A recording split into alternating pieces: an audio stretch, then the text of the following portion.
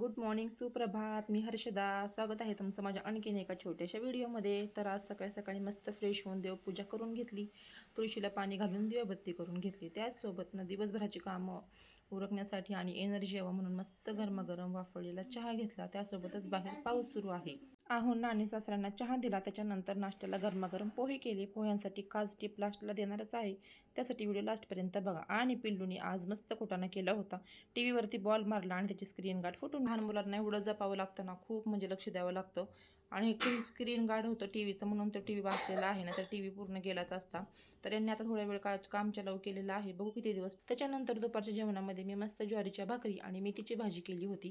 आमच्या कारभाऱ्यांचं म्हणणार तर रोज मेथीची भाजी दिली तरी कंटाळा येत नाही, आणि मला मात्र ना मेथीची भाजी निवडण्याचा खूप जास्त कंटाळा येतो. दुपारची कामं उरकल्यानंतर मी घेतले कपडे वाळत घालायला. तर हे मी मधल्या पॅसेजमध्ये असं कपडे वाळत घालण्यासाठी स्टँड बनवून घेतलेलं आहे.